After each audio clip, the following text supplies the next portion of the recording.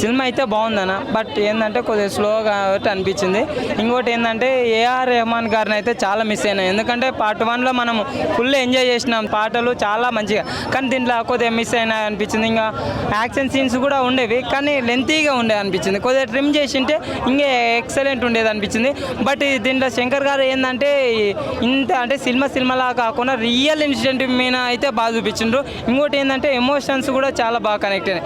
ఇప్పుడు జనాలు వాళ్ళ ఫ్యామిలీలో చేస్తే తప్పు చేస్తే కూడా వీళ్ళు జనాలు ఎలా అరే మనవు అని ఎలా రియాక్ట్ అవుతారో ఆ ఎమోషన్ అనేది రియల్గా చూపించిండు. అది రియల్గా జనాలు ఎలా రియాక్ట్ అయ్యేది అది మాత్రం మెయిన్ అయితే ఆడైతే శంకర్ గారు అయితే నాకు బాగా కనిపించింది. ఇంకోటి సినిమా అయిపోయిన తర్వాత టైటిల్ పడిన తర్వాత పాత్రి గురించి అయితే ట్రైలర్ ఇస్తారన్నమాట, అది మాత్రం వేరే లెవెల్ ఉంటుంది అనిపిస్తుంది. ఇప్పుడు ఒకవేళ ఈ జనరేషన్లో భారతీయుడు వస్తే ఎలా ఉంటుంది, జనాలు ఎలా రిసీవ్ చేసుకుంటారు, అప్పుడు సోషల్ మీడియాలో వీళ్ళు డబ్బున్న వ్యక్తులు ఎలా పోర్ట్రేట్ చేస్తారు అనేది బాగా చూపించింది.